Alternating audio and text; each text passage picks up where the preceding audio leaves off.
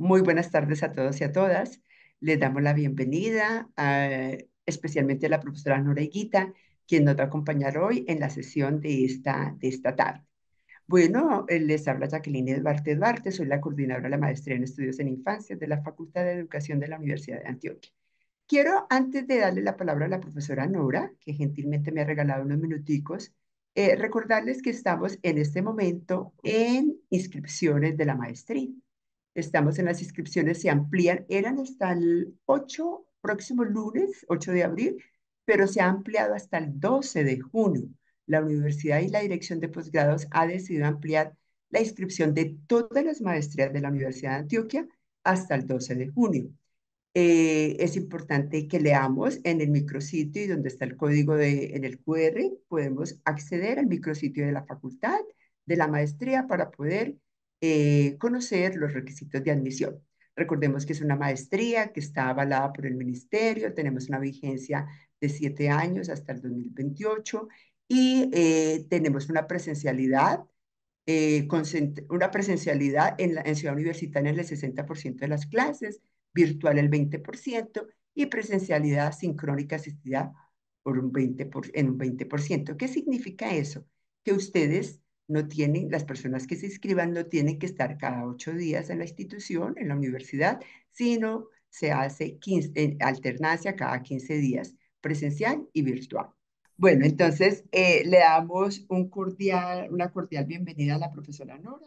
Recordemos que la profesora Nora Bedoya, ella es es profesora de la maestría en estudios en infancias, es licenciada en pedagogía infantil, magíster en educación y doctora en educación de la Universidad de Antioquia. Ella nos trae una charla bastante interesante y que toca con las problemáticas sociales, sociocontemporáneas más importantes en las que nos tenemos que retar para comprenderlas, para manejarlas, para entenderlas y para asumirlas, porque es parte de nuestra responsabilidad académica, social y civil y política con los niños. Recordemos que la charla se llama Explorando la masculinización de la infancia en tiempos de pantallas. Bueno, entonces nuevamente una bienvenida a la profesora Nora y a todos y cada uno de ustedes. Muchísimas gracias por unirse nuevamente a nuestra clase abierta. Entonces te doy la palabra, profesora Nora. Muchísimas gracias, profesora Jacqueline. Muy buenas tardes para cada uno, para cada una de las personas que nos acompaña el día de hoy. Gracias a la Facultad de Educación, a la Maestría en Estudios en Infancias, por esta invitación. Me encanta estar acá con ustedes. Bueno, intentaré dejar en este espacio algunas provocaciones, ¿sí? Que nos permitan pensar por qué asumir que asistimos a una posible masculinización de la infancia, ¿sí? En estos tiempos, digamos, de pantallas. ¿Y qué implicaciones tiene esto para los niños, para las niñas y, por supuesto, para quienes intentamos acompañarlos, ¿cierto? Entonces voy a compartir acá unas diapositivas. Ustedes, por favor, me confirman si las empiezan a ver. Sí, Sí. en efecto se ve. Bueno, muchísimas gracias. Bueno, para iniciar, entonces, quiero contarles que esta premisa sobre la masculinización de la infancia es la tesis central a la cual yo llego cuando realizo esta investigación del doctorado. Fue una investigación que hice durante 4 años en la Universidad de Antioquia y en esta hice un trabajo de campo con los niños y con las niñas que en ese momento se encontraban entre 8 y 11 años de edad, ¿sí? Y lo que aquí en Wow. Antioquia, pues, y lo que intentaba era comprender los saberes que ellos están construyendo sobre la sexualidad en este tiempo, ¿sí? Yo hice este trabajo de campo con talleres, con entrevistas, preguntando por temas relacionados con el cuerpo, los placeres, los goces, los límites, los vínculos. Bueno, fue una investigación muy interesante, muy bonita, y lo que hice fue utilizar pretextos para la conversación. Entonces utilicé las canciones, los memes, ¿sí? El análisis de los memes, de los contenidos que los niños buscan en las redes, también los que ellos crean. Hicimos el análisis de personajes de ficción, pues entre otras actividades. Hicimos muchas actividades. Esto fue durante un año, como les mencionaba, y una vez que yo realicé todo este trabajo de campo, pues hice el análisis de los datos y luego los leí a través de diferentes referentes, uno de ellos, la filosofía. Y cuando hice todo este trabajo, todo este análisis, lo que me encontré fue con tres hallazgos. Que ahorita, pues más adelante les voy a contar cuáles fueron, pero en conjunto me permitieron sostener la tesis según la cual, al parecer, se está generando una suerte de masculinización. Ahorita hablamos un poquito sobre eso. Yo creo que en este momento se genera la pregunta, a mí en el momento se me generó y es, ¿qué entiendo yo por lo masculino? Entonces podemos empezar diciendo que no lo asumo como un esencialismo biológico, ¿sí? No lo asumo, digamos, como con un conjunto de características físicas, por ejemplo, como con la testosterona, la musculatura o con tener pene, ¿cierto? Sino que más bien asumo lo masculino como una posición de poder y de identidad relacionada con unos mandatos muy específicos, mandatos de rendimiento, fortaleza, completud, superpotencia, autosuficiencia y algo muy particular es un mandato de apropiación o dueñidad de los otros, que ahorita lo conversamos un poquito más. Entonces, en síntesis, podríamos decir que asumo lo masculino como una categoría ideológica construida socialmente, históricamente, a través de la cual diversos sujetos han ocupado, y no solo sujetos, también comunidades han ocupado y ocupan en este momento pues ese lugar. Entonces vamos a intentar abrir un poquito esto a partir de la obra de dos autoras. Esto yo lo trabajo a partir de diferentes postulados, elaboraciones. En este caso lo voy a presentar a través de estas dos autoras, ¿sí? Entonces, una de ellas es Simone de Beauvoir, ¿sí? Simone de Beauvoir, una filósofa francesa que hace un recorrido histórico y lo presenta a través de su texto, El segundo sexo, que es una obra de 1949, súper interesante, profunda, es un texto, algunos dirían un texto fundacional, y ella allí establece que la relación entre lo masculino y lo femenino no es una relación de dos electricidades, ¿sí? O de dos polos contrarios, sino que más bien ella establece que lo que hay allí es un binarismo jerárquico, es una relación desigual, una relación, digámoslo así, una relación de poder, donde lo masculino se ha situado tanto en el polo positivo, es decir, en el polo del poder, pero también en el lugar de lo neutro, es decir, del orden, de lo universal, ¿sí? A partir de lo cual, digamos, se enuncia al hombre como un representante de la humanidad, ¿sí? Y desde allí, pues es donde ustedes saben que se ha escrito la historia, la filosofía, las religiones, la medicina, el arte, etcétera.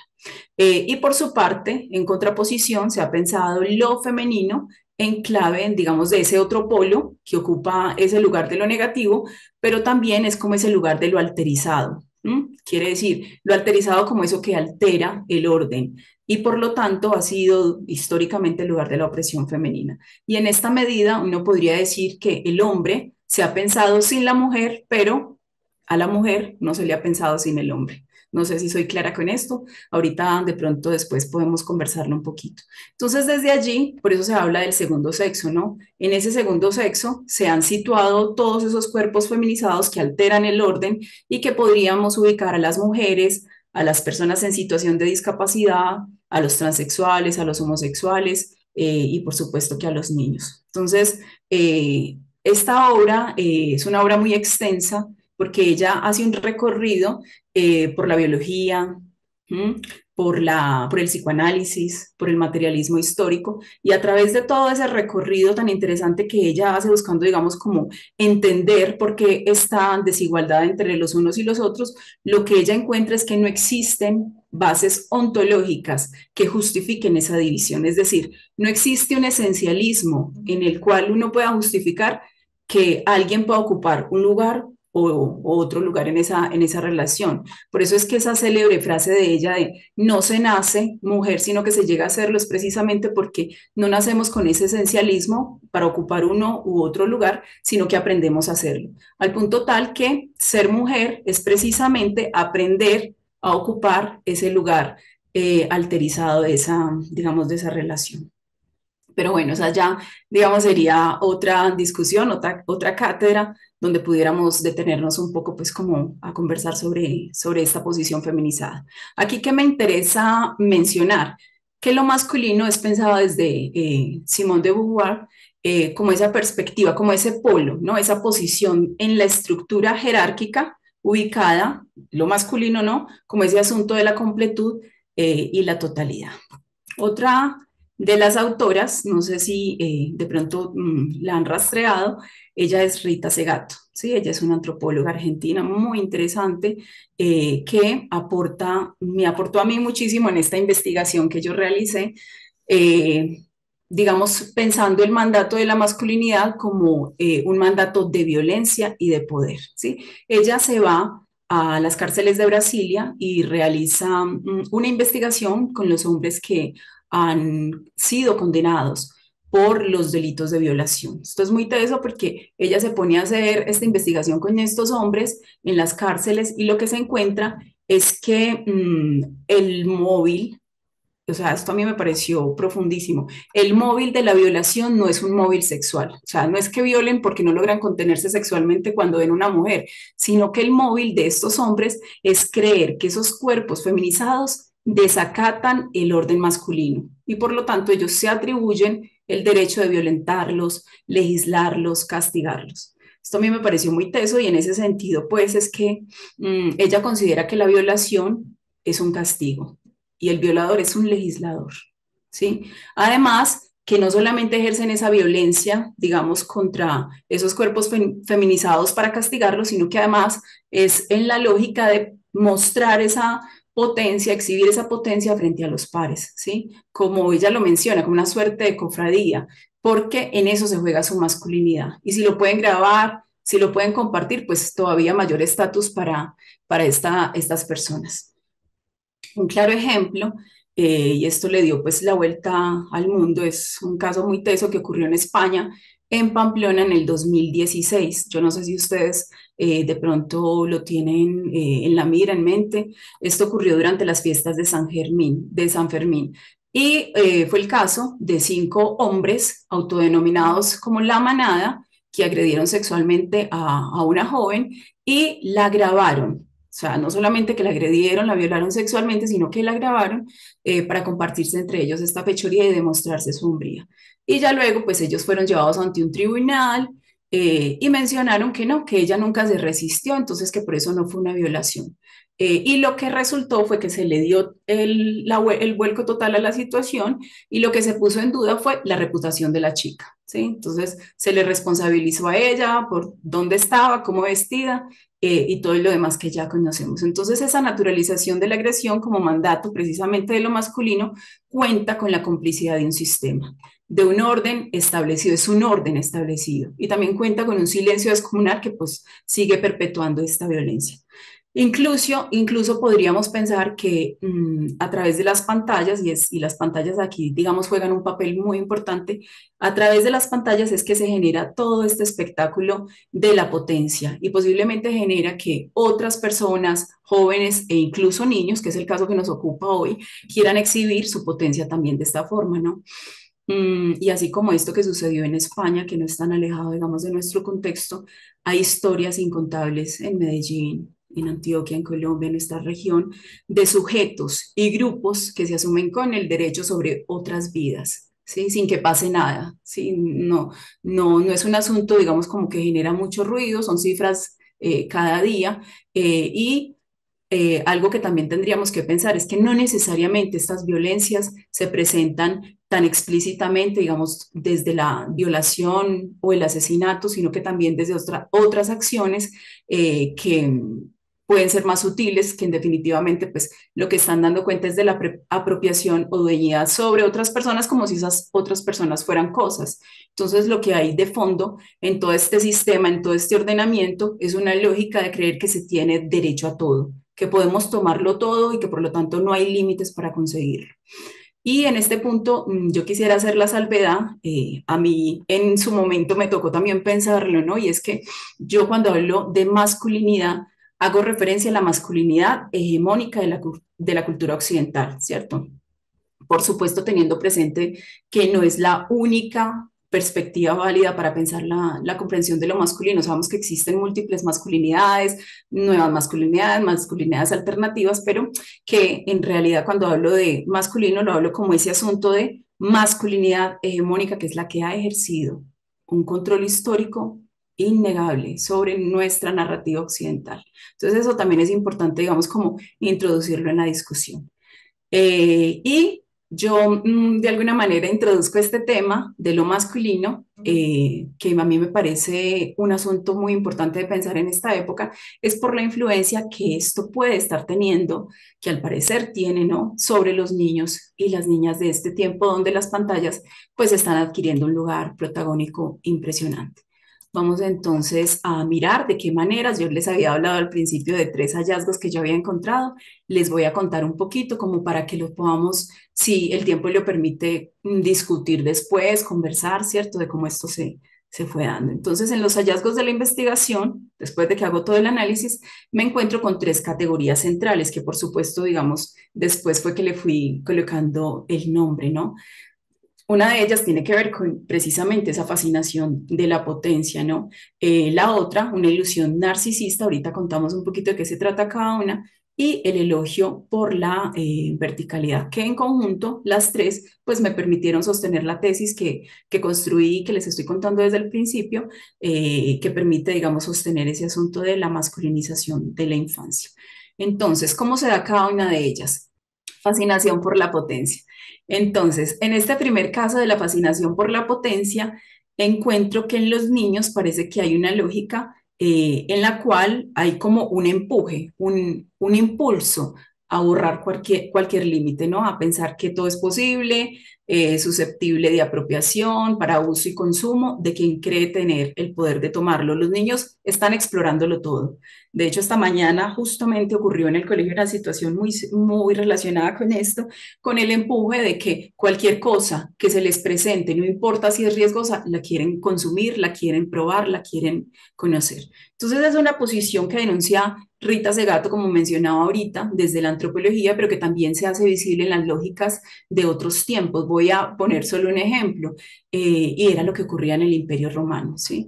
Y allí, en el Imperio Romano, lo que pasaba era que lo activo tenía que ver como con lo viril, ¿no? Como con esa potencia sexual. Y en contraste, pues lo femenino se relacionaba con la pasividad. Entonces era como ese contraste, no entre lo femenino y lo masculino, sino entre lo activo y lo pasivo, ¿sí? Es muy teso porque, por ejemplo, en las leyes de ellos se ve que la violación estaba permitida, ¿sí? Hay un autor, un escritor normando, él se llama Pascal Guignard, y él nos da cuenta en un recorrido que hace por un texto de El sexo y el espanto, que es un texto también brutal sobre este asunto, donde la virilidad era el deber del hombre libre, ¿sí? Era como la señal de su poderío. Entonces, la dominación sobre todo aquello que fuera distinto era, digamos, como el estatus, ¿no? Y era una lógica de gozar sin poner la propia potencia al servicio del otro, ¿sí? Eso era lo respetable, porque si tú gozabas y también incluías al otro, pues eso era signo de servidumbre, de impotencia. Entonces, es un asunto de lo masculino relacionado precisamente con ese asunto de gozar del otro sin generar ninguna reciprocidad, ¿sí? Y pues como decimos, esto era un asunto de estatus, de supremacía. ¿Cómo lo encuentro yo en los niños? ¿Cómo lo relacioné yo? Eh, en los niños este asunto, por esa fascinación por la potencia, se ve sobre todo en los modos de gozar y de experimentar los límites, ¿sí? Entonces, uno de ellos, como lo menciono ahí, es los rituales de exhibición, ¿sí? Los niños pareciera ser que a través de las pantallas, a través de las redes, de las aplicaciones TikTok y las aplicaciones pues, que ellos consumen, quieren mostrarse como seres potentes, que todo lo pueden, que se arriesgan, que pasan desafíos y que incluso pueden burlar la enfermedad y la muerte. O sea, que pueden explorarlo todo sin tener ninguna consecuencia y salir ilesos. Entonces, en este sentido, por supuesto que las pantallas, los dispositivos, están abriendo el espacio para que los niños reciban estas ideas y más allá, sospecho yo que se está generando como una suerte de condiciones de posibilidad para que los niños asuman que efectivamente pueden detentar esa violencia, ¿sí? Esa potencia que la pueden mostrar. No sé si ustedes habrán escuchado sobre los challenges, ¿sí? Los challenges, los niños me decían, son los contenidos más buscados, pues en el momento en que yo hice esta investigación, ¿no? Es lo que me encuentro. Y los niños me dicen, los challenges son los contenidos que ellos más consumen, los más buscados, los creados por ellos. ¿Y qué son los challenges? Son desafíos que les permite a los niños mostrar lo que ellos son capaces de hacer, los límites que son capaces de pasar. Por ejemplo, uno de esos challenges es el blackout. Es un challenge, es un desafío donde los niños literalmente se asfixian para mirar cuál de ellos es el que más puede aguantar, el que más puede tolerar.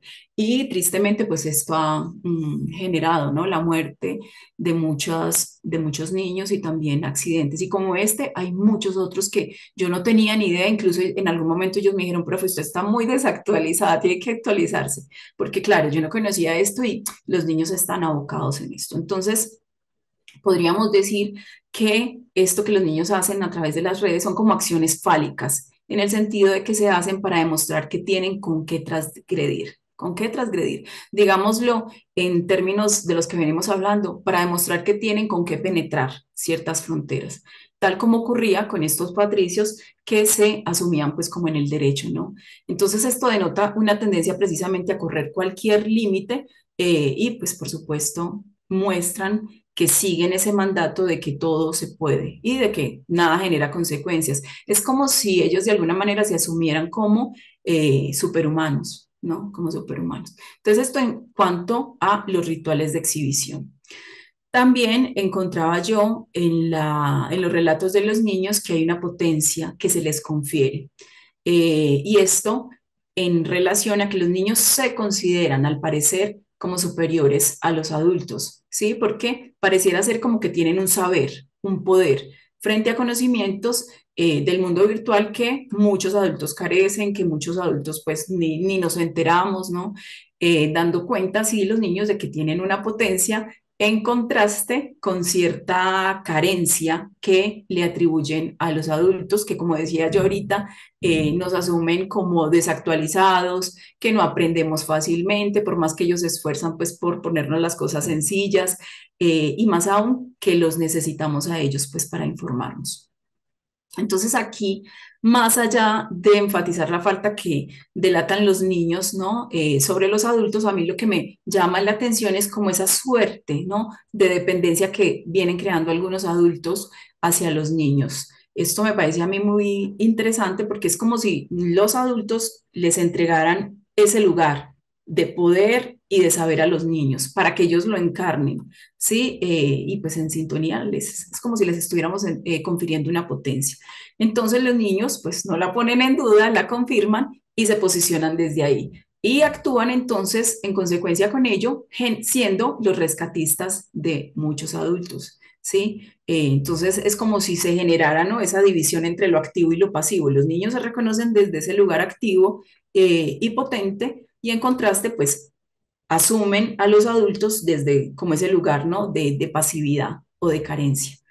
Otro elemento que me encontraba yo desde este hallazgo es la apropiación o dueñidad del mundo. Es como si el mundo estuviera al alcance de los niños, ¿no? ¿No? Como si estuviera ahí a solo un clic para ellos apropiarlo y no necesitan ni código escrito, ni saberes especializados, ni intermediación, nada. Lo tienen ahí disponible para ellos. Entonces, y que no es en clave pues de lo geográfico, de lo espacial, sino que es un mundo que se les hace disponible a través de esas pantallas, de esos dispositivos, porque les permite acceder a muchas experiencias, a otras experiencias que de otra manera ellos no podrían acceder. Por ejemplo, uno de los casos que me parecía muy teso, que me llamaba mucho la atención, es el asunto de cómo la pornografía se les presenta con una transparencia impresionante. Muchos de los niños ya han accedido a pornografía y ellos lo encuentran como una posibilidad de aprender sobre cosas que nadie enseña. Es como si la pornografía para los niños, para muchos niños, fuera como un tutorial. Entonces ellos decían que es muy interesante acceder porque no van a estar como tan, y digámoslo así, tan ignorantes o tan desconocedores sobre el tema cuando llegue el momento. Entonces, me parece que para los niños se está generando la lectura de que tienen todo al alcance, ¿no? Incluso, como decimos, sobre asuntos que nadie enseña, asuntos que son tabúes, incluso para nosotros los adultos, ¿no? Entonces, ellos sienten que las pantallas les ponen disponible lo que no encuentran por fuera y les permiten vivir en ese interior una vida que de otra manera pues no podrían vivir. Y una sospecha, claro, que se genera con todo esto es que de ahí su deseo de permanecer durante más tiempo sumergidos en ese mundo de la virtualidad, ¿cierto? Porque para ellos son especialistas en ese mundo. Y a diferencia de nosotros los adultos, ellos no lo asumen como un exceso. O sea, el tiempo que ellos pueden estar ahí dentro de las pantallas, ellos no lo asumen como un exceso, sino que lo asumen como una conquista de mundo. ¿Sí? Y en ese sentido, también podríamos decir, no hay como una conciencia de la indisponibilidad que es el mundo, al contrario, se está generando toda una lógica de que pueden apropiarse de cualquier cosa. Y el último punto que tenemos acá de este primer hallazgo es que gozar sin arriesgar la potencia. Entonces, paradójicamente, frente a lo anterior, aparecen como una suerte de fronteras, ¿sí? Que no necesariamente actúan como límite, como contención, sino como la justificación, porque ellos dan a entender que el mundo que hay por fuera de las pantallas, por fuera de estos dispositivos, ¿sí? Es un mundo del horror, de la amenaza, del abuso sexual, del peligro latente, lo que queda por fuera, ¿sí? Yo no sé si esto muy incrementado por nuestros discursos con relación, digamos, al abuso, la protección, etcétera, pero se está generando ese asunto de esas fronteras, ¿no? Lo que ocurre por fuera de las pantallas es el miedo, es la amenaza, pero lo que ocurre al interior de las pantallas es el lugar seguro para ser, para estar, para disfrutar sin sufrir ningunos daños, para enfrentarse a la muerte, para experimentar la inmortalidad, ¿no? Desde ese lugar seguro. Entonces es muy interesante como eso que yo, pues que se viene escuchando, ¿no? En ellos. Es como si se levantaran a través de esas pantallas una suerte de límites, de barreras, de diques, y donde ellos pudieran hacer lo que deseen a voluntad y donde precisamente su única ley es la de hacer todo posible. ¿Pero dónde? A través de las pantallas. Entonces, por eso es que mencionamos que algunos niños gozan a través de los otros, se muestran potentes, se muestran desafiantes, pero sin arriesgar la potencia. Miremos aquí otro de los hallazgos que me encontré, el segundo hallazgo que me encontré y que pues me hace pensar, digamos, en esta masculinización. Y tiene que ver con la ilusión narcisista, ¿sí?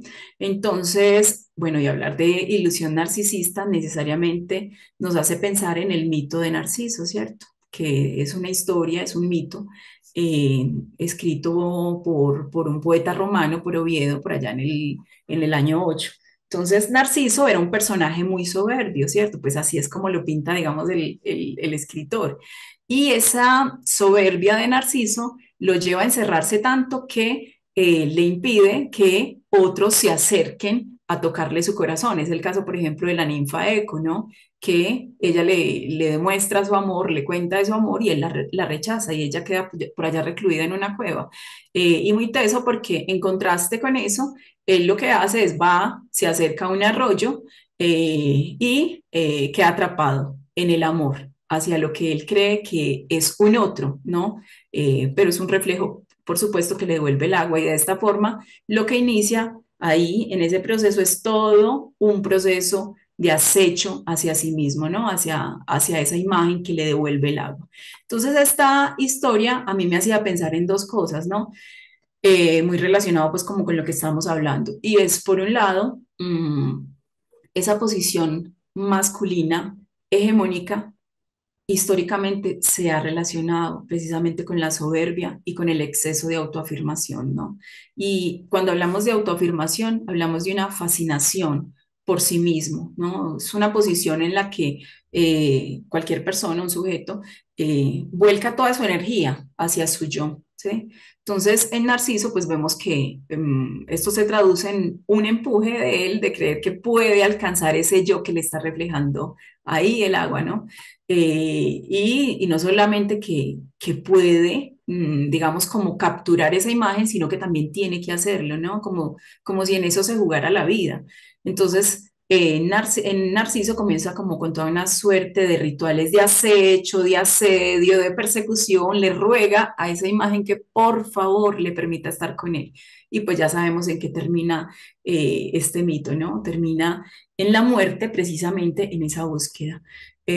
Bueno, por otro lado, digamos, esta historia, y ahí lo vemos con esta imagen, tiene digamos, una fijación en una ilusión, ¿sí? En una ilusión. No está soportada en algo material, ¿no? En algo real, en algo tangible, sino en una apariencia. Entonces uno podría pensar que lo masculino es pensado a través, digamos, de esta metáfora como un lugar de autoafirmación a través del cual se alcanza una supuesta totalidad. Sin embargo, termina siendo, ¿no? Una ilusión, un ideal, porque pues nadie puede llegar a hacerlo, nadie puede llegar a encarnar esa imagen que se ha imaginado o que ha creado, ¿no? Desde el ideal. ¿Cómo yo vi este asunto en los niños? Este asunto se vio a partir de las respuestas que ellos fueron elaborando frente al cuerpo y frente a la imagen, ¿sí? Entonces aquí voy a mencionar tres que tengo resaltados para pensar un poquito en este tema y pues no sé si conversarlo ahorita. Entonces uno de ellos tiene que ver el cuerpo como máquina, ¿sí? Entonces los niños pareciera ser que en sus palabras hablan del cuerpo como una máquina que tiene que funcionar perfectamente, ¿sí? Que tiene que rendir, que tiene que ser atractivo, que tiene que tener una excelente condición física, no cansarse, no agotarse, ¿sí? Es como si en esta medida el cuerpo fuera un objeto funcional que tienen que optimizar y pareciera ser que los niños, por lo menos desde sus discursos y desde lo que ellos están diciendo, parecen mostrar que invierten toda su energía en alcanzar esa imagen que los medios, que las ofertas les están brindando, les están generando. Eso en primer lugar. Otro asunto es el asunto de los cuerpos exhibidos, cuerpos que se exhiben, cuerpos mirados, ¿sí? Entonces es como si apareciera una lógica del cuidado y de la vigilancia frente a lo que ellos consumen, lo que hacen, ¿no? Para mantenerse, digamos, agradable como frente a los demás. Entonces su énfasis de cuidado está en aquello que ellos pueden ver o que los demás también pueden ver, que pueden mostrar, que pueden exhibirse, por lo cual pareciera ser que se genera una relación con la ilusión, ¿no? De Narciso, porque pareciera ser en el caso de los niños que toda esa energía se vierte, ¿sí? Se invierte sobre todo en su yo. No sé si soy clara con eso. Y es un asunto pues como que aparece mucho en las expresiones, en los dichos, en los relatos de ellos, ¿no? También algo que yo llamé imperativo de una belleza sin fisura es que aparece como un temor, ¿no? De tener heridas, cicatrices, granos, incluso arrugas. O sea, es que es muy teso porque estamos hablando de niños y ya hay como esa suerte de temor. Entonces pareciera ser que se han popularizado imágenes a través de las películas, de las aplicaciones, de las redes, ¿no? De que los cuerpos tienen que tener una belleza sin fisura, es decir, sin imperfecciones, ¿sí? Como un vidrio, ¿no? Que no debe tener ninguna fisura. Entonces es como si se privilegiara lo pulido, lo liso, lo impecable, a partir de lo cual entonces está apelando como a una suerte de perfección, de superficies lisas, ¿no? Y optimizadas. Y esto pues por supuesto que no tiene nada que ver con la rareza del cuerpo, con la herida, con el dolor que efectivamente hace parte de nuestra condición humana, ¿cierto? Eso otro, de alguna manera, podríamos decir, está en la lógica del ideal. Entonces, este imperativo de esa belleza así tan pulida está en sintonía con las superficies de los smartphones, ¿cierto? Que son los espejos negros en los que nos miramos, ¿sí? Y tal como ocurre ahí en esa imagen de Caravaggio, de Narciso, ¿cierto? Es precisamente un espejo negro donde Narciso se mira, ¿sí? Ahí vemos como esa superficie lisa donde él se está mirando que le devuelve su imagen. Y tengamos en cuenta que esa superficie, ese espejo liso, no es un espacio para el encuentro con el otro, sino para el encuentro consigo mismo. Y que posiblemente es lo que está pasando en este tiempo. Entonces, este tipo de imaginarios que se escuchan en los niños, en los saberes de los niños, y que se relacionan con un exceso de autoafirmación, está generando al menos dos consecuencias, ¿sí? Que podrían ser más y que podríamos pensar más. En este momento me interesa resaltar dos. Y una de ellas es que al parecer se está naturalizando las modificaciones del cuerpo. ¿Sí? Entonces las modificaciones a través de filtros, que a veces se suben fotos con filtros que, ¿cierto? Que no tienen mucho que ver, digamos, como con la persona, el maquillaje, las cirugías estéticas, estamos hablando nuevamente, hago el énfasis, ¿no? De niños que ya quieren hacerse cirugías estéticas y lo están naturalizando como la respuesta que permite capturar, encarnar esa imagen que construyen a través, digamos, de esos espejos negros. Entonces, hay como una suerte de deseo por alcanzar esa imagen reflejada que parece la ideal y que pareciera que tuviera la promesa de esa felicidad, ¿no? Y es una promesa imaginaria, ¿no? De que listo, si lo alcanzas vas a ser feliz. Entonces, por eso, digamos, como que en eso se juega muchas veces la vida de estos niños y estas niñas. Tal vez, no sé, tal vez por eso hay una suerte de fascinación por ese sí mismo mostrado a través de las redes, de las pantallas, ¿no? Y en esta medida aparecen estos recursos, estas pantallas, como un recurso que transmite la idea de que la imposibilidad no imposibilita. Esto me parece también muy interesante para pensar. Y una segunda consecuencia que se genera con todo esto es que puede ser, ¿no? Y es una sospecha, puede ser que se esté incrementando el sufrimiento en los niños, en algunos niños, algunas niñas. Yo últimamente es que estoy viendo a los niños como en una suerte de tristeza, de melancolía, de depresión, incluso podría decirse.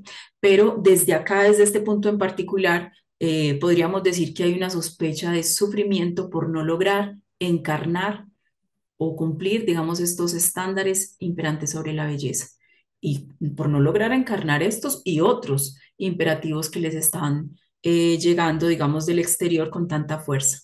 Entonces puede ser que efectivamente, digamos, estén generando como esos dolores, ¿no? Como esas cargas por no lograr cumplirlo. Entonces así el cuerpo se está convirtiendo en un territorio de batalla por no ser lo suficientemente bello, perfecto, en algunos niños yo escuchaba que es como si se generaba un miedo a sufrir fragmentaciones o lesiones en el cuerpo, tanto así que muchos niños, por ejemplo, prefieren quedarse jugando videojuegos y morir 7 veces y volver a vivir que salir al parque y jugar, porque se pueden aporrear, se pueden caer, se pueden rasguñar, etcétera, etcétera. Entonces es como si se acrecentara la idea de que lo normal es que el cuerpo no debe fallar, no debe lastimarse, que él se debe conservar intacto a pesar del tiempo y a pesar de las circunstancias. Entonces es como si se considerara la vulnerabilidad, ¿no? Como si no se lo considerara como parte de la condición humana, ¿cierto? Sino como algo que hay que evitar radicalmente. Y pues en este sentido es que los niños están buscando estrategias precisamente, digamos, para resguardarse de todos esos riesgos. Y el último hallazgo, el tercer hallazgo que me encuentro, que me permitió pensar también en esta masculinización de la infancia, es el elogio por la verticalidad. Y cuando hablo de verticalidad, lo pienso como una manera singular de establecer relaciones, ¿sí? Y este asunto yo lo pensaba mucho inspirada pues en la escritora inglesa Virginia Woolf, ¿sí? ¿Sí? Ella, esta escritora inglesa hace una crítica a un autor de su época, a un bestseller, y me pareció muy interesante porque ella de manera metafórica le decía a este señor, a este escritor, que después de haber leído varios capítulos de él, sentía como si una barra recta y oscura se levantara sobre la página con la forma de la letra I mayúscula. Así más o menos como lo que intenté hacer pues en esa grafiquita, pero digamos como un asunto muy provocador lo que ya quiso decirle a este autor. Porque, como sabemos, la palabra yo, ¿sí? En inglés se escribe con una I mayúscula, con una barra recta, vertical, rígida y derecha, que al levantarse pues proyecta una sombra sobre los demás. Entonces ahí así, digamos que muy metafóricamente lo que Virginia Woolf señala es que el yo en inglés representa una posición autosuficiente y solitaria, ¿sí? Y esto pues no, digamos, como un hecho geométrico, sino también como una metáfora de la I, del yo, como una erección fálica, ¿sí? Relacionando así la masculinidad hegemónica con la verticalidad, con una posición de dominio, de autosuficiencia, de autonomía radical, y dejando lo otro, ¿sí? Lo que queda después de esa erección, de esa barra erecta derecha, dejando lo otro en la sombra, ¿sí? Como algo declinado o encogido. Entonces, esto yo, por ejemplo, lo veía en los niños, lo escuchaba en los niños, precisamente en relación con esos vínculos que ellos establecen y que quieren establecer con los otros, donde efectivamente dan cuenta de como un ideal, ¿no? Un ideal de sujeto autónomo, independiente, que no se incline entre los otros. ¿Y cómo lo vi? Bueno, por ejemplo, aquí menciono los vínculos como experiencias de sufrimiento. Y es porque en los relatos de los niños están muy presentes como una suerte de sensibilidad frente a las diferentes violencias que están experimentando muy cerca a ellos. Y son violencias relacionadas con el feminicidio, con el machismo. Hay una sensibilidad, a mí esto me pareció muy encomiable, ¿no? El asunto de que los niños empiezan a tener esa sensibilidad frente a la misoginia, frente al abandono también, que muchos de ellos han experimentado por alguno de sus progenitores. Esto se ve muchísimo en los niños, ese abandono por parte de alguno de los dos papás. Entonces, casi todos ellos sienten que en algún momento pueden ser objetos de vulneración, de abandono, de acoso, de abuso, muy en relación con lo que decíamos ahorita al principio, y muchos señalan, digamos, una desconexión por parte de sus padres, aunque vivan con ellos. Y ellos me decían, ¿no? Es que pareciera ser que no hay mucho tiempo en escucharlos, o porque no hay interés, o porque no se les valora, ¿cierto? Entonces, así, pues me parece que los niños están como dando cuenta, ¿no? Como de una ausencia de los adultos y también de autoridad de los adultos, ¿no? Porque parece que no saben cómo escucharlos, cómo ayudarlos, cómo ayudarles a construir límites, y en esta medida los niños están sintiendo que están dejando solos, incluso los están dejando solos, librados a sus excesos, ¿no? Y por lo tanto, entonces uno podría decir como que hay una suerte de desconfianza, se incrementa la desconfianza, porque allí donde debería haber un adulto que proteja, que cuide, que resguarde, lo que hay es un riesgo latente, incluso dentro del mismo hogar, y sabemos que eso es así.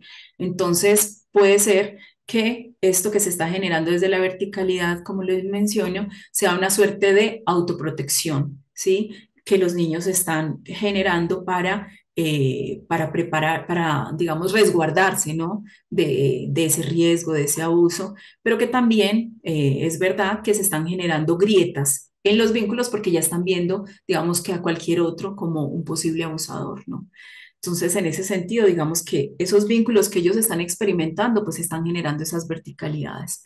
Entonces, hay, digamos, unos nuevos relacionamientos, ¿no? Que parecen protegerlos, ellos buscan otros relacionamientos, de alguna manera, como de dónde engancharse, ¿no? Como de dónde tomar, digamos, algún refugio. Entonces, ellos están tomando figuras como la bichota, ¿sí? Para quienes no la conozcan, la bichota hace referencia a una canción de género urbano de una artista de acá de la ciudad, Y los niños mencionaban que ellos querían ser como bichotas, y cuando se les indagaba qué significaba eso, ¿no? Ellos decían que querían ser y que podían ser como los hombres. Es decir, que podían disfrutar de su cuerpo sin necesidad de licencias, de compromisos o de amor, ¿sí? Entonces hay como una búsqueda, ¿no? De otro tipo de relacionamientos, una búsqueda, digámoslo así, una búsqueda de placer y no necesariamente una búsqueda por el otro, ¿sí? Y aquí un asunto que uno podría pensar con esto de la bichota es que posiblemente no es que haya una envidia frente al pene, como podría decir Freud, sino más bien una envidia frente a los privilegios derivados precisamente por poseer el pene. No sé si logro ser clara con esto y es de alguna manera como lo que está generando más identificación, está generando identificación en los niños. Hay también una suerte de autonomía radical en ellos y esto se ve a través de las versiones ideales de sujeto que los niños están construyendo frente al ser hombre, frente al ser mujer, relacionado con la independencia, con la autosuficiencia, ¿sí? Mm, para ellos, digamos, esto se escucha mucho cuando ellos dicen que no necesitan de nadie, ¿no? Para cumplir con sus sueños, para crearse una vida, porque de hecho los niños asumen a los otros, muchos niños asumen a los otros como un obstáculo precisamente, digamos, para la realización de sus vidas. Y en esta lógica entonces están escuchando y, digamos, intentando materializar ese mandato neoliberal, digámoslo así, de hacerse obra de sí mismos. Sí, es un mandato, digamos, que tenemos, que estamos escuchando, que nos llega a los adultos, por supuesto, pero que a los niños también y que de alguna manera ellos lo están interiorizando como propio, ¿no? Entonces, por eso es que yo equiparo esta verticalidad, digamos, con este asunto, ¿no? Con este mandato de lo masculino, porque son relaciones exclusivamente consigo mismos que no requieren a nadie más, ¿no? Y que, por supuesto, están amparados en una ilusión porque ninguno de nosotros llegamos al mundo solo, ¿cierto? Siempre necesitamos de alguien. Bueno. Am, los otros como producto. Eh, encontraba en los niños que ellos están viendo, y esto muy relacionado pues como con lo anterior, están viendo a los otros como, no como alteridad, no como alguien, digamos, que tiene un enigma interesante también como para conocer, etcétera, sino como objeto para usar, para consumir e incluso para desechar. Es que yo escuchaba en algunos niños y niñas particularmente que decían que si ellos terminaban con un novio, con su pareja, pues que no pasaba nada, que conseguían a otra persona y ya está. Y que ellos no iban a llorar. Ahorita, por ejemplo, y haciendo un paréntesis, con el mandato, ¿no? De las canciones como la de Shakira, las mujeres no lloran y es el asunto de no pasa nada, digamos, con las emociones, con los vínculos, porque los otros no generan, no deberían generar sufrimiento, sino que se les consume hasta donde me genere algo de satisfacción. Y cuando ya me deje de generar satisfacción, pues lo desecho. Entonces es un poco también como lo que estoy encontrando yo en esta, pues lo que encontré un poquito también en la investigación y que por supuesto es un asunto como para seguir pensando. Entonces ahí lo que se ve es como un goce por consumir todo del otro, ¿no? Y pues como decimos, desecharlo. Bueno, voy a quitar aquí la presentación. No sé si todavía tengo, no, creo que no tengo más tiempo. Lo voy a dejar hasta ahí. Tenía algunas otras Sí, cositas sí, para contarle, tienes. pero yo creo que con esto podemos ir cerrando como esta provocación, porque en realidad es más una provocación que contarles todo, pues como lo que encontré para explorar este asunto de la masculinización en la infancia en estos tiempos de pantallas. Muchísimas gracias por el tiempo y por la escucha atenta. Nora, me es imposible decirte que siguieras. Es decir, yo quisiera que siguieras unos minutos porque realmente nosotros siempre tenemos un poquito más de la hora. O sea, la clase abierta tradicionalmente ha tenido más o menos exposiciones de 1 hora y cuarto. Yo te lo digo con la idea de si necesitas unos 10 minutos, puedes extender, ampliar, porque es inevitable, inevitable desde la mirada y desde lo que yo estoy analizando, que nos sigamos interrogando y encontrando elementos que aparecen de una manera tan inédita, pero tan, o sea, que pasan por nosotros como una película donde uno ve las escenas y cree que esas escenas no están ocurriendo. Y resulta que la película sí está ocurriendo. Y está ocurriendo con los niños que están ahí al lado de nosotros. Y sobre todo porque aquí tenemos muchos maestros. O sea, en este grupo de 33 personas que están acá, muchos son maestros. Y ellos están viviendo la vida cotidiana, están experimentando en su vida cotidiana niños a quienes atraviesa estos hallazgos y estas representaciones, creencias que tú has identificado. No sé si lo quieres decir o empezamos la discusión y a lo largo que vayamos haciendo las preguntas vas introduciendo esos elementos que te quedaron en el tintero. Sí, porque finalmente, profesora Jacqueline, yo pienso que, claro, a veces uno quisiera como compartirlo extensamente, pero que es una suerte de conversación, de provocación, siempre se nos quedan cositas en el tintero. Más me interesaría y me gustaría poderlo conversar, mirar qué resonancias se generaron, entonces, y aprovechando, claro, este grupo de maestros para mirar también, ¿no? Cómo pensarlo en esos niños y en esas niñas que estamos acompañando también. Me parece bien, me parece bien. Entonces damos la palabra a nuestros participantes. Jenny es estudiante de nosotros de la cohorte sexta y es estudiante tuya, profesora Nora. Ah, muy bien. Hola, profes, ¿cómo están? Muy Muy bien. bien. ¿Y cómo está? Bien, bien. Tengo como muchas cosas por decir, pero siempre intento ser breve. Gracias por la presentación, por el tema. Tenía mucha expectativa del tema. Es un tema que me gusta, con el que siento afinidad hace muchos años. Entonces, escucharlo aquí en la Facultad de Educación desde una perspectiva y desde unas teorías que de hecho son muy provocadoras y que siguen siendo retadoras también como profesionales que somos, me emociona mucho. Entonces, comparto también parte de la emoción que siento al escuchar el tema. Comparto un poco lo que dice la profesora ya que son cosas que pasan como película en lo cotidiano y que a veces como que no hacemos detenimiento, pausas para hacer esas lecturas y lo vemos todo el tiempo. Entonces, aprecio y valoro muchísimo tu investigación y que nos la compartas a nosotros. Aprecio mucho lo que encontraste y lo poco que nos puedes como regalar. Y me quedó resonando varias cosas, entre esas, perdón, está el tema de los rituales de exhibición. Mira que curiosamente llevamos unas semanas, bueno, yo soy de profesión psicóloga y trabajo en un internado de ICBF y curiosamente eso que encontraste y que estabas mencionando de algunos rituales de exhibición pasan cotidianamente con los chicos y también me pasó el tema de sentirme atrasada, de no darme cuenta que estaba pasando, que son retos cotidianos de los chicos y que exponen la salud y la vida de los mismos niños. Y eso es un desafío enorme que tenemos como profesionales que estamos al cuidado y también al servicio con los chicos. Eso a mí me llamó mucho la atención de lo que encontraste, que mencionaste, me resuena mucho cuando mencionabas el lugar seguro. Me quedé más bien como, no sé si preocupada de la pregunta o lo que siento en este momento, pero cuando exponías todo lo del tema del lugar seguro, me cuestioné mucho, porque siempre desde la disciplina de psicología trabajamos con niños para que encuentren su lugar seguro y ese lugar seguro regularmente no es el otro ni el objeto, sino que es casi siempre sí mismos, ¿no?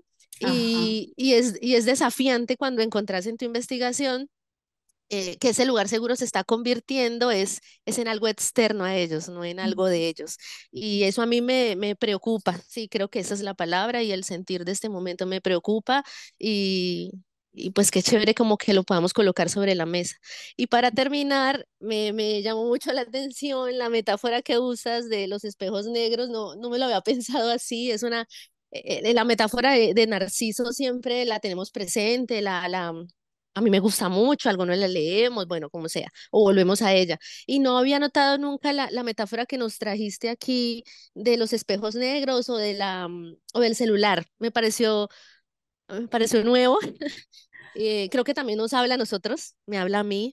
Y es precisamente, tengo como una inquietud frente a esta metáfora que nos traes, y es si siempre estamos abordando el tema de, bueno, si hablo más desde la disciplina de psicología, si siempre resaltamos el tema del encuentro con nosotros mismos como algo relevante y necesario, ¿qué implicaciones notaste o percibiste en tu investigación en ese encuentro consigo mismo de los chicos? Ujú. Hacia ellos mismos. Es como una inquietud que tengo y ya para finalizar y no quedarme aquí, lo de la belleza sin fisuras me pareció muy curioso también porque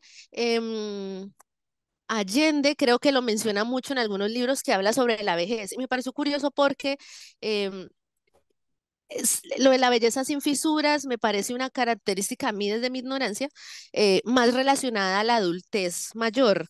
Y me pareció muy curioso eso que estabas mencionando de los chicos, como de no querer sentir o notarse la imperfección. Eso a mí me impactó un montón. Dejo un montón de cosas abiertas, igual ahorita tenemos clase interna, pero dejo un montón de cosas sobre la mesa y agradezco profundamente que traigas estos temas, que hayas investigado sobre esto y que nos lo compartas a nosotros como Facultad de Educación. Creo que es necesario, creo que es emergente lo que estás mencionando hoy. Muchas gracias. Muchísimas gracias a ti, Jenny, por estas provocaciones, porque en realidad es un asunto para seguir pensando, para seguir analizando. Me llamaba muchísimo la atención ese asunto y que la profe Jacqueline también lo mencionaba, lo que sucede y que no vemos. Y pensaba en esas violencias que no vemos, porque a veces tenemos un arquetipo, un prototipo de violencias que tienen que ser desde el grito o desde lo explícito, pero hay violencias que se nos pasan porque no estamos preparados para ellas. Entonces también es el asunto de lo que va ocurriendo incluso en el silencio de esos gritos inermes que los niños lanzan y que no los escuchamos porque los esperamos de otra manera. Entonces ahí también un asunto que me encanta para seguir pensando y creo que no voy a tomar mucho tiempo porque hay manitos levantadas. Bueno, buenas noches.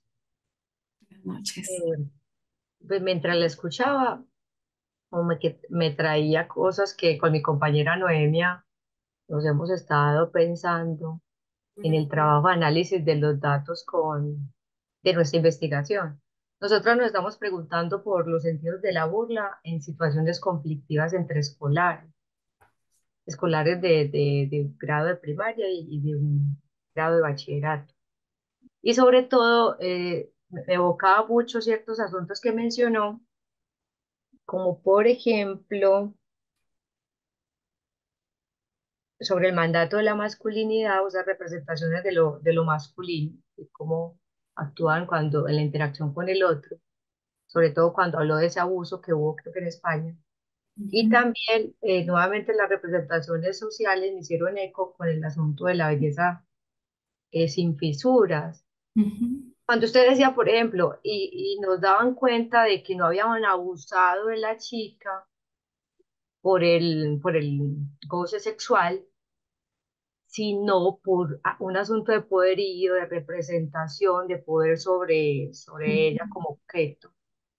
Entonces, claro, como más representaciones tan arraigadas en uno que la ayudan a movilizarse con el otro y a comportarse con el otro de acuerdo a ellas y que se creen como verdades absolutas, ¿cierto?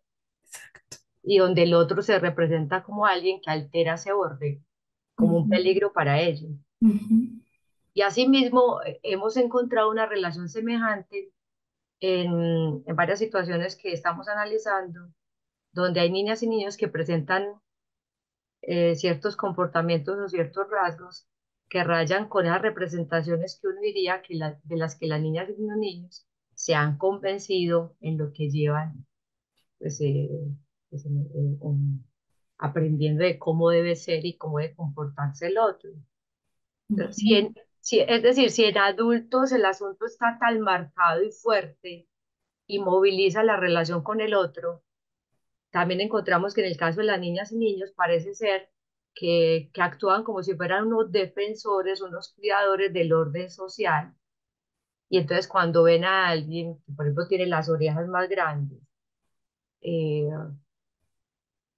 al parecer, por ejemplo, en nuestro caso, que estamos buscando la burla, detrás de la burla, cuando se burlan de las orejas de Dumbo, porque son más grandes, además de relacionarlas por ejemplo, con ese personaje que así las tiene. La burla realza como el castigo social que ese sujeto encarna. No, es que no debe ser así, no debes tener las orejas grandes, porque me he convencido de que tiene un tamaño con relación al rostro, con relación al cuerpo, un asunto de la estética, que en ese caso el sujeto defiende y el cual se siente convencido, como cosas que alcanzamos pues a encontrar. Igualmente, con relación a esto de las fisuras de la belleza, una niña decía, por ejemplo, el barrito, le surgió un barrito y eso fue de un momento a otro. No fue su culpa, pero también es nuevamente como un objeto de burla que la lleva a ella a estripárselo, así lo dice literalmente, y ya, para quitarse ese objeto de burla. Entonces también así, pues me decía eco porque me sonaba con las representaciones sociales y las niñas y niños como unos cuidadores del orden de esas representaciones sociales que pues hegemónicas porque estamos en una sociedad, cultura que tiene unas representaciones sociales hegemónicas y y ellas como unos defensores de esto. A eso me sonaba esos asuntos que mencionaba. Muy interesante también para seguir pensando y que lo podríamos, Lucero, no sé si te parece que tal vez darle un poquito de vuelta de pensar que muchas veces el asunto de la burla y la mirada señalizante frente al otro no es necesariamente porque el otro no encarne, digamos, con ese ideal, sino justamente lo contrario, porque el otro encarna tanto el ideal que se roba mi imagen ideal y que por eso lo tengo que borrar. Hay una metáfora que un psicoanalista aborda, Máximo Recalcati, y él habla, por ejemplo, de la parábola del mito de Caín y Abel, donde Caín justamente mata a Abel, no porque lo vea como alguien defectuoso, sino todo lo contrario, lo está viendo tan perfecto, pero es quien encarna y roba la imagen ideal que él, Caín, no puede encarnar. No sé si logró ser clara, pero también como un asunto provocador para pensar qué es lo que se mueve ahí donde intento borrar al otro. ¿Por qué lo borro? Porque el otro sí encarna una supuesta imagen que yo no estoy logrando encarnar. Entonces, no sé si logró ser clara. Sí, sí, sino que me cae la duda si sería, si por ejemplo el recurso ahí utilizado sería a través de la burla. Claro, un Es asunto que para hablo como en pensar. pregunta, ¿cierto? Pero sí, muy interesante. Muchas gracias. Gracias a ti por esas resonancias. Edison, ya tienes resueltos estos Sí, buenas asuntos tardes, técnicos. muchas Sí, ya te gracias, oímos. Muy bien, gracias. muy amables, muchas gracias ahí por la espera y por la oportunidad. Para Nora, pues como que una excelente presentación y como lo propusiste al principio, excesivamente provocador el tema. De verdad que en la medida en que va transcurriendo como la idea de tu exposición, empiezan a salir y a mejor cosas que curiosamente uno pues podrá haber medianamente percibido o de pronto haber sentido, como lo decía ya, que o cosas que están ahí en el aire y ya como esta manera ordenada en la que se presenta a partir de esto que investigas, como que deja como sobre la mesa una cantidad de situaciones que le harían a uno ya pensar de esta manera frente a lo que estamos observando. A mí, dentro de todo, algo que me interesó demasiado es el tema de esta, digamos, configuración de lo masculino a partir de la verticalidad. Y de allí me surge como en parte la pregunta de esa asociación que haces de esta representación de la masculinidad a partir de las redes, porque digamos que antes que estuvieran las redes, los medios de comunicación o estas tecnologías, ha habido siempre, y yo lo digo desde el punto de vista, desde la institucionalidad, una absoluta verticalidad, ¿cierto?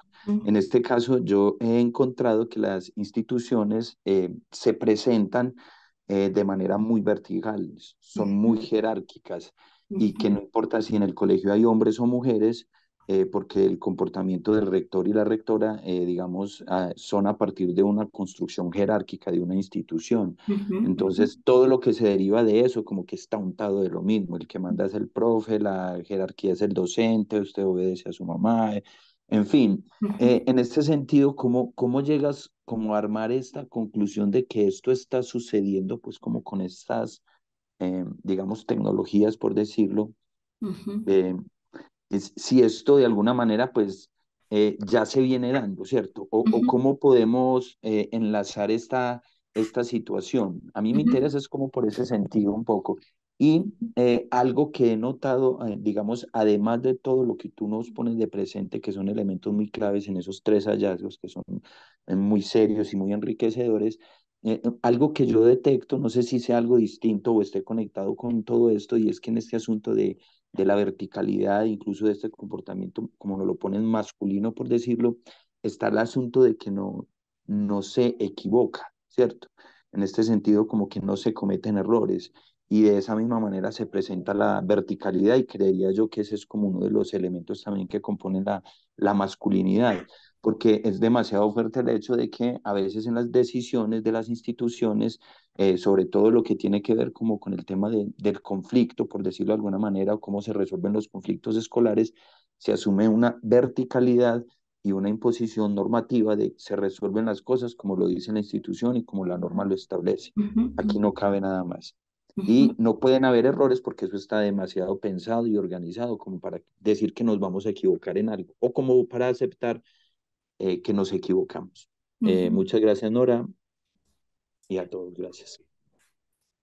Bueno, muchísimas gracias a ti, Edison. No sé si, profe Jacqueline, tengo tiempo para responder a esta. Sí, sí, sí, sí. Y Vale. de hecho, la profesora María Paulina, que es la coordinadora también del seminario, aquí por WhatsApp nos ha dado todo el permiso. Ah, vale, porque estaba un Bueno, gracias poquito. María Paulina. Tranquila, tranquila. Muchísimas gracias. No, gracias por esas preguntas que también a mí me hacen pensar, claro. Y es el asunto de cómo me inspiro, ¿no? En este asunto de la verticalidad. Hay un filósofo prusiano, Emmanuel Kant, y él señala que la infancia es un tiempo precario de minoridad. Entonces asume que los niños están en una posición inclinada al cuidado de otras personas, en particular de mujeres, mientras que asume que el ideal de el ser humano, digámoslo así, del hombre, de lo masculino, es la rectitud, es la verticalidad, es la autonomía, él lo menciona así, ¿no? Y es una posición, digamos, típicamente erecta vertical, donde aparece un sujeto que se basta a sí mismo y que casi que uno podría decir no requiere, digamos, de los otros. Y entonces hace esa crítica de que las mujeres y los niños están inclinados. Yo tomo algunas, digamos, fuentes como Virginia Woolf, que contaba ahorita, pero Immanuel Kant y otros autores precisamente para ver cómo históricamente el asunto de lo masculino hegemónico ha estado relacionado con la verticalidad como un asunto de prescindibilidad de los otros. Los otros quedan sobrando. Los otros no los requiero porque necesito es afirmarme en mi autonomía, una posición, digamos, de autosuficiencia. No sé si logro ser clara. Entonces, ahí muy relacionado con lo que tú estás mencionando, ese asunto de esa posición de la certeza, ¿cierto? Donde los otros no tendrían mayor relevancia. Se les escucha, pero no se les tiene en cuenta. Entonces, es una posición donde pareciera ser que en los niños también esto es lo que está sucediendo, ¿no? Son unas posiciones desde la certeza, no, casi que, digamos, no hay como una suerte de duda frente a muchas cosas. Ahorita también lo relacionaba con una pregunta que hacía, o digamos un comentario, una provocación que hacía Jenny, y es cómo se veía también este asunto, por ejemplo, de lo voy a relacionar, ¿vale? Cómo se veía este asunto de los espejos negros y cómo se veían los niños en esta lógica de esta seguridad que le genera. Yo creo que tiene todo que ver ese asunto de la seguridad interna de los espejos con la verticalidad que tú estás preguntando, porque lo que encuentro en la investigación son una suerte de goces solitarios. Los niños están cada vez explorando más placeres y goces solitarios donde los otros no tienen mayor funcionalidad. Entonces los niños se pueden quedar todo un día viendo TikTok todo el tiempo y los otros aparecen solamente para que me satisfagan algunas necesidades, pero no, digamos, como en la lógica de crear esos vínculos con ellos. Entonces creo que tiene ahí mucho que ver, digamos, estas dos relaciones. Y ahí de alguna manera sería la pregunta por nosotros los adultos, ¿cómo acompañar? para que los niños puedan encontrar, digamos, otras ofertas. Esto que estoy hablando es muy general, porque si vamos al uno a uno, por supuesto que hay niños que generan unas posiciones de resistencia frente a estos mandatos que les llega desde lo social y generan otras lógicas, otros vínculos, otros relacionamientos, viéndolo desde el uno a uno, pero viéndolo de manera general, y podríamos pensar, ¿no? Que los niños de alguna manera están abocados a esa anestesia también, a esa anestesia afectiva con los otros, porque de alguna manera la satisfacción que encuentran es a través de las pantallas, es ese goce que encuentran a través, digamos, de experimentar todo lo que yo les contaba anteriormente, ¿no? Entonces, por eso ese asunto de la verticalidad, porque en realidad los niños, incluso niñas que me decían que no querían casarse, tener pareja, digámoslo así, o tener hijos, porque lo que quieren es viajar por el mundo, disfrutar de su vida, disfrutar de su cuerpo, etcétera, etcétera. Entonces, cosas que de pronto uno podría pensar que se escuchan en personas mayores, pues las estamos escuchando en niñas y niños de 8 años, y que por eso de alguna manera, como estábamos abocados a esperar otro tipo de situaciones en los niños, ustedes saben, ¿no? De esperar como mayor dependencia, que es lo que nos ha dicho, digamos, el discurso de la modernidad frente a la infancia, ¿no? Que la infancia es carente, es dependiente, vulnerable, etcétera, etcétera. Y los niños con esto lo que están haciendo es un giro completo de esa posición que de alguna manera los feminizaba para pasar a una posición donde son ellos los que están ocupando, digamos, ese lugar de poder y de saber. Gracias, profe Nora. Arcángel, te damos la palabra a ti. Hola, profe, ya que yo, hola, profesora Nora, perdón. Hola, buenas Como, tardes. pues muy contento, estaba esperando mucho esta clase abierta desde que nos la ofrecieron, precisamente porque pues, soy de la corte séptima de la maestría en estudios en infancia y soy profesor de preescolar, de los hombres profes de preescolar pues, que hay en Medellín. Y precisamente estoy haciendo la tesis basado en estos procesos de la comprensión de cómo se genera la postura del hombre como docente de preescolar en el aula de clases de niños de primera infancia. Ujú. Y este tema me tiene un poquito como descolocado, precisamente por los encuentros que he tenido con la teoría de la masculinidad, el patriarcado y todo lo que tiene que ver con la heteronormatividad en el contexto del aula de clases, ¿cierto? Ujú. Y ha transformado de una manera radical mis prácticas y mi manera de ver todo lo que se vive en el aula de clase. Entonces, más allá pues de hacer una pregunta, un cuestionamiento, pues como de pronto lo están haciendo, es como poner en el foco de análisis este tipo de situaciones que se viven en el entorno escolar, que no necesariamente se reproducen a partir de los hombres, porque realmente también se reproducen en otras prácticas de otro tipo de actores que se dan. Y en ese marco uno como que encuentra que se reproducen permanentemente el grito para llamar la atención, la separación del niño para otro salón, por ese tipo de cosas que de pronto, las filas de niños, las filas de niñas, muchas cosas que de pronto de alguna manera uno ve que se siguen reproduciendo y que Ujú. siguen notando el poder, la verticalidad que de alguna manera ejercemos los docentes.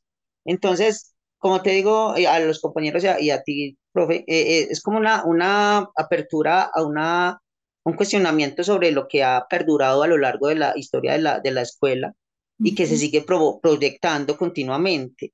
Y Ujú. ese desmonte y encuentro con eso lo pone a uno en una situación de, uy, estas prácticas realmente son muy dañinas en el contexto porque finalmente estamos formando dentro de los marcos de la normatividad a niños que realmente tienen otras perspectivas y entonces ahí es donde se encuentra lo que de pronto nos convoca a nosotros los docentes, cómo hacer para cambiar este tipo de cuestiones que de alguna manera están haciendo tanto daño en la escuela y además que se reproducen en las pantallas, en todo tipo de situaciones en los contextos donde se mueven los niños.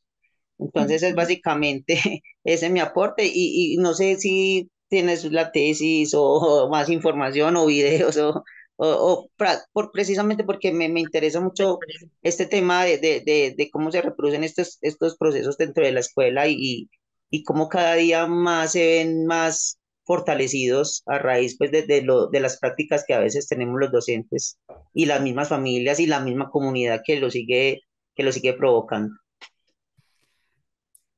Pues muchísimas gracias, Arcángel, por esas provocaciones, esas preguntas, esas resonancias.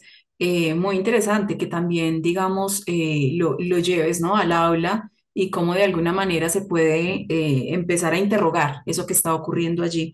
Y por supuesto, muy de acuerdo contigo, no es solamente un asunto de hombres. El asunto de la posición masculina y el mandato de lo masculino lo podemos ejercer las mujeres, lo pueden ejercer los niños, como lo he intentado sostener, digamos, durante esta charla. Por eso algunos discursos reivindicativos de lo femenino tendrían que preguntarse si efectivamente lo que necesitamos es generar una igualdad con los hombres, porque es una reproducción precisamente del mandato del poder, o si lo que en realidad necesitamos es desmontar el mandato del poder, que no es otra cosa sino desmontar el mandato de la dueñidad. Entonces, un asunto que bien vale la pena pensar, eso por un lado. Por el otro lado, cuando en las clases, por ejemplo, generamos tantas prácticas de competencia, ¿quién es el más? ¿Cierto? El más fuerte, el más rápido, no sé Más qué, grande. el más grande, el más inteligente. Eso tiene mucho que ver con este mandato, ¿no? De lo masculino. Y que tendríamos también como que pensarnos porque no solamente genera sufrimiento en los cuerpos feminizados, también genera sufrimiento en esos que tienen que estar detentando todo el tiempo el poder. Entonces, el asunto de la otra cara de la masculinidad es la fragilidad, porque todo el tiempo la tienes que estar sosteniendo, porque es una ilusión. Entonces, todo el tiempo la tienes que estar sosteniendo, sosteniendo, sosteniendo. Por eso es que genera, digamos, como tanta inquietud y tanta pregunta el asunto de la impotencia. Es precisamente por eso, porque lo que hay detrás es ese mandato, ¿no? De estarse mostrando potentes. Entonces, claro, es un asunto que genera sufrimiento, tanto para las, digamos, esos cuerpos alterizados, feminizados. Para desintegrar. ¿Cómo?